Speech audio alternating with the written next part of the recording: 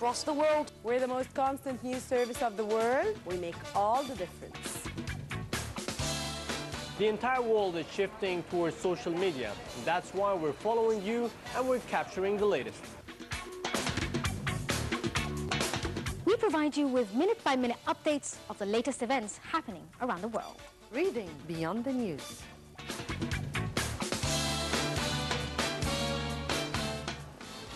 Catching the news and following the latest and the most significant events. You'll still be on the majors. It will be just a different sport. News updates minute by minute.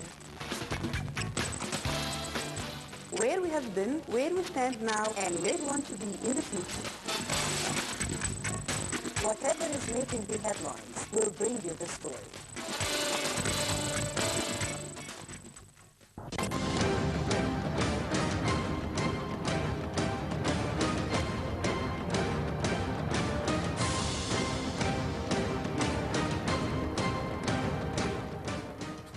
Welcome back, and let me welcome our distinguished guest as usual, Mr. Samah Abdallah, Managing Editor of Al-Ahram News paper. We thank you very much for joining us. Always a great pleasure to be here. Thank you. We are speaking today about Israel provocative actions, but before I go into this particular file, or issue, yes, I would like to speak about our soldiers who were killed in Rafah. And I would really like to open question, Mark, who are behind those attacks? It has not been the first, it will not be the last. And what is going on in Sinai? How are we taking precautionary measures in order to really protect our soldiers there? How could we prevent our soldiers from getting killed in a very cowardly way, not even having the chance to fight back? First of all, it's very unusual situation what we have right now in Sinai. And yes, every now and then we have such incident, and it's not, of course, pleasant incidents. And there are some of our soldiers that, are getting killed or wounded, and as you said, in a cowardly way. But we have to realize that it's not only Egypt that is facing such a problem. I mean, France, for example, has been going through such things for long, and it was not. I mean, starting from what they did in Charlie Hebdo, when they just went to the newspaper and they started killing people, and then they moved from one street to another, from one area to another, and they did several things in the same day. And then we had this very famous incident, I think in Nice, when somebody was driving a truck. The day of the Bastille. Exactly, yes. And he just went all the way, killing people. And of course in so many other places. So what I'm trying to say is terrorism, unfortunately, became very, very easy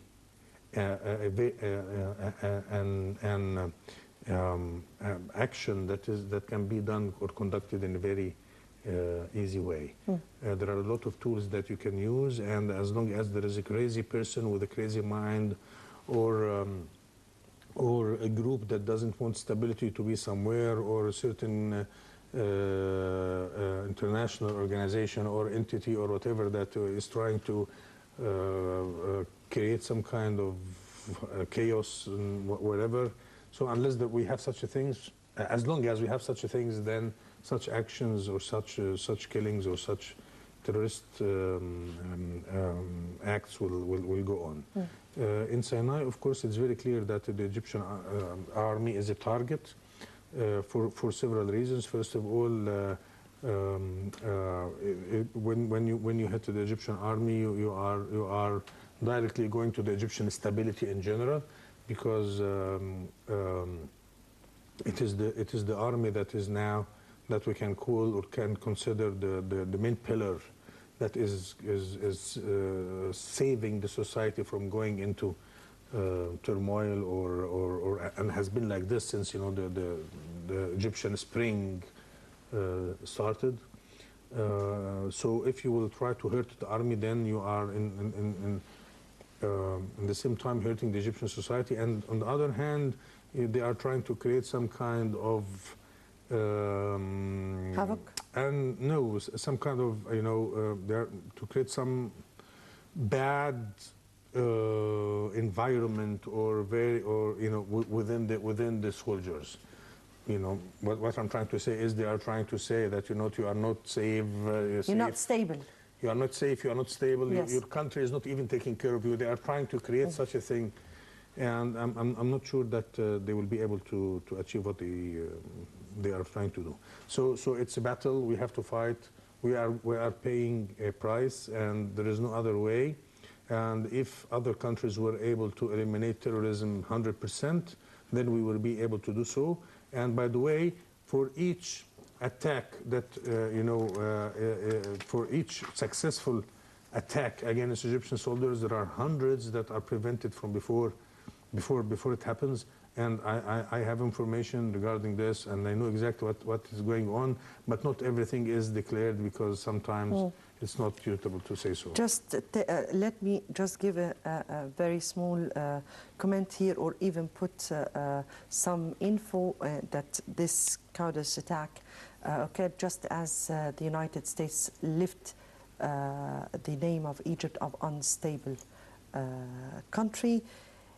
And just a few days after we opened the Rafah crossing border, and I guess Egyptians have started to question this issue every time that the Rafah crossing is opened after a few days after, and some of our soldiers just die. So I'm just putting and raising the question marks put by Egyptians. I don't want to link it to Gaza, and I would rather link it to what is going on right now, you know, behind the curtains.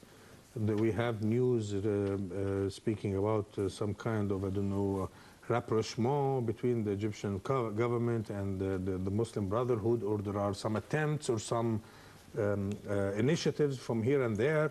I'm not sure whether this is right 100% or not, but you know, you hear the news and you read the statements here and there, and so I believe in case such a thing is really going on, that might be, you know, the continuity of such actions might be some kind of pressure. These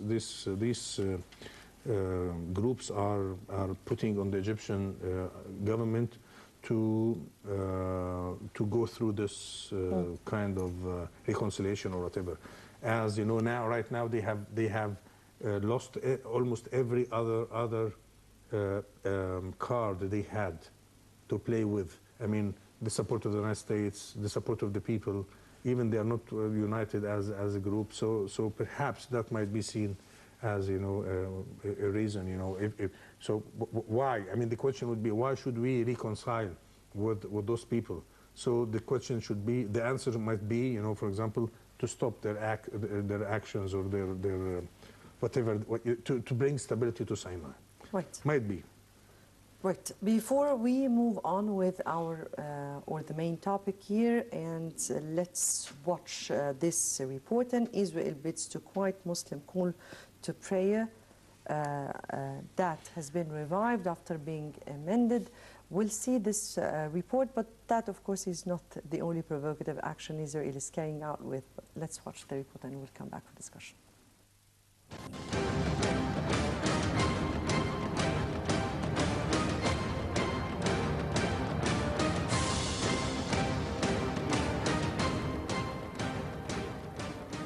Controversial Israeli bill to quiet the Muslim call to prayer is to go forward after it was amended so as not to affect the Jewish Shabbat siren. Health Minister and ultra-Orthodox Jew had blocked the draft law in its original form for fear it would also force the toning down of the sirens that announced the start of the Jewish Day of the Rest at sundown each Friday. but he lifted his objections after it was amended to apply only between 11 p.m. and 7 a.m., limiting its scope to the first of the 5 daily Muslim calls to prayer just before dawn. The bill will be probably now put to a parliamentary vote in Parliament next week. It will then require 3 further parliamentary votes before it becomes law, but it has already sparked outrage around the Arab and Muslim world. Even Israeli government watchdogs have poked at the proposed legislation, describing it as a threat to religious freedom and an unnecessary provocation. Arab-Israeli lawmaker Ahmed al-Tibi has vowed to appeal to the High Court of Justice if the Shabbat sirens is excluded from the scope of the bill on the grounds that it discriminates between Jewish and Muslim citizens. The law would apply to mosques in annexed Arab East Jerusalem as well as Israel, although the super-sensitive Al-Aqsa Mosque compound will be exempted. The bill's sponsor of the far-right Jewish Home Party says that the legislation is necessary to avoid daily disturbance to the lives of hundreds of thousands of non-Muslim Israelis. He also charges that some muezzins abuse their function to incite hatred of Israel. His party is key member of Prime Minister Benjamin Netanyahu's governing coalition. In another offensive, Jerusalem municipality on Wednesday revived plans to build 500 new homes of Israeli settlers in the Israeli-occupied East, a first since the American presidential election. The plans had been on hold since 2014. The French government warned on Tuesday that constructions in the 20,000-strong neighborhood would be illegal.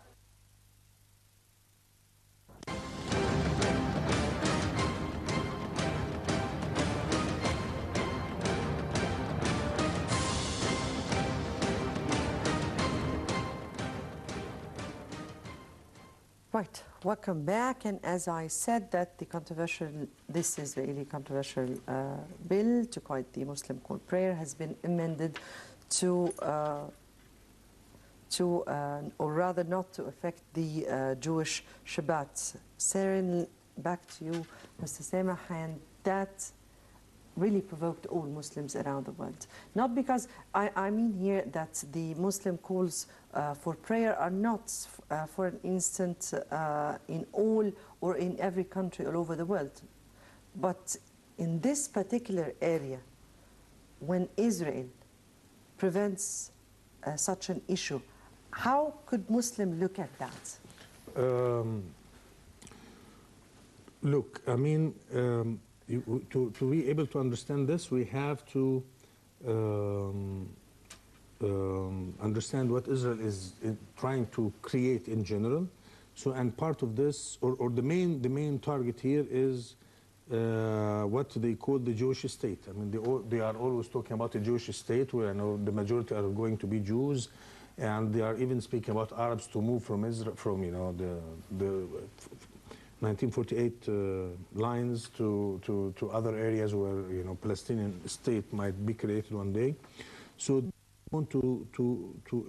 want to eliminate all signs of Islam, and of course the dome, the golden dome of Al-Aqsa Mosque is a big sign, and it is in the heart of what they consider, and we don't see it right. The golden dome is on the Exactly. I mean, this area of Al-Aqsa, yes. Yes, exactly. So this is in the very heart of Jerusalem that they consider their historical capital, which is not true, of course. But anyhow, to speak about a historical capital that its heart is so Islamic, this huge area of, and when we speak about Jerusalem, it is the dome. I mean, this is the sign. This is the picture that always comes to our mind when we speak about Jerusalem. So how come it is a Jewish capital and at the same time having such a strong Islamic sign? On the other hand, we have the same with the adhan, the call for prayer. So when you are in a Jewish state and every 3-4 hours you hear Allahu Akbar, from the loudspeakers and everybody's listening to this, what kind of Jewish state is this? Israel is trying, thinking of this, purely Jewish state that they are trying to create one day. They would like to see all signs of Islam, at a minimal stage. So they are digging under Al-Aqsa Mosque and thinking that they had their temple here and they are trying to find traces and so on, so to destroy this. On the other hand, the sign, the verbal sign or the voice of the mu'adhin, the person that calls for prayer should be stopped too. Then a Jewish state would be announced. No, I mean a Jewish state or Israel will really look like a Jewish state. That's what they are trying. So that's it. We see it as, of course, from our point of view, this is not acceptable, and this call for prayers has been going on for centuries before Israel even was created, and those people who are doing calling for prayer are either citizens of Israel or under Israeli occupation, and I don't think that Israel has the right to change such a thing. And yes, of course, they realized it was very stupid action, and they went back, and it's now Al-Fajr that they don't pray. Yes, call for prayer that is not is not allowed. But by the way, a few days ago, when Al-Dawn prayer time came, at this very exact time, thousands of Palestinian Muslims living in Jerusalem went on their roofs, houses, and they started calling at the same time for prayer. So I mean, it's a game, and I would rather say to the Israelis, be quiet, be calm, be mature, be responsible, and be wise in case you would like to be a part of this area. Otherwise, I'm not sure. Yes. I don't know who you are calling. I'm asking them to be like okay. this. I'm asking them, I'm just giving an advice. Right, Mr. Sema, I guess that has to be discussed anyway. But anyway, going back to Israel and the actions that Israel has been carrying out with. Now, of course, we know that there has been calls for the return of negotiations. Now, with the existence or with the new president-elect, U.S. president-elect, he have stated that he would be the first American president to really put an end to the Palestinian-Israeli problem. Let's go some of the campaign statements that have been said, but all the presidents, I guess, all the presidents of the United States have said the same statements, and then they could not really implement. But the policies of the United States will differ. So how do you find Israeli provocative actions that have been taking place, and would they stop now that they are not aware of what will happen in this upcoming stage with the U.S. change in policy, with some of the changes around the world? We know that the UN Secretary General, Mr. Guterres, would be elected. We all know that the French presidential election are on just ahead few months. So how do you read the situation? I don't think that only because Trump is in power, things will change in the Middle East. He might push, he might facilitate, he might support, but I think the final settlement has to be created from within the area here. The Israelis, as long as the Palestinians, they have to realize that we need some kind of coexistence, and because confrontation is not going us anywhere. Israelis are thinking, that if they occupy more land, if they have more settlement, that will bring security to them. I'm not sure, because a few gallons of gasoline could create as fires as we have been experiencing for years, for days now. So what kind of security? What kind of security that you are looking for? If few Palestinians, as you claim, Israelis, could create such a chaos in Israel, fires everywhere, and they are calling so many countries to come and help. So I believe security for the Israelis will never be achieved as long as we have this confrontation, and so we have to reach a settlement for the problem. The main problem for Israel is not whatever they think of. The real problem is demographic. There are 6 million Palestinians living in the same area with them. What are they going to do with them? So 6 million Palestinians almost are living next to 6 million Israelis, more or less, in this area that, in historical Palestine, that is now Israel plus West Bank plus Gaza. So 50% are Arabs, 50% are Jews. What are you thinking of a solution? And I'm always saying this, and I said it on this program before. Israel has 4 options. First of all, to kill 6 million Palestinians. I'm not sure they can do it. The other one is to push them outside, to put them in exile, or to transfer. And I don't see it visible too. The third is to give them a nationality. All of them should be Israelis, and that would the very contradict their belief. That yes, but I'm just talking about options that they have. So the third, if they're going to give them Israeli citizenship, then Mahmoud Abbas is going to be the coming Israeli prime minister, because in the elections, yes, because demographically the Arabs are increasing in a faster pace. So the fourth is to create a Palestinian state, Palestinians living separately from the Israelis. And so let me just take this one of the solutions that you put here, and to put the Palestinians into exile.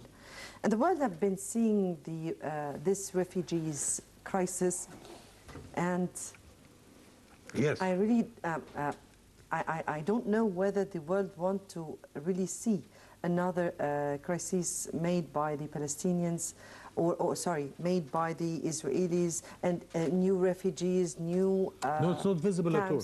It's not visible because the Palestinians will never leave their lands. This is a totally different situation from Africans that are moving to Europe, or Syrians that are moving to Europe. No, Syrians are moving to Europe, but they are sure that they can come back whenever they want. So it's voluntarily done. But in Palestine, no, it's a totally different situation. They are sticking to the land, and they will never leave it. I'm just asking. I'm just imagining that Israel would do it by force. Yeah, it's just an option. Of course, it cannot be implemented. But I'm just giving all options to Israel to save Israel as a state. So one of them is to force them to leave the country. It's not going to happen, but it is an option in general. Yes.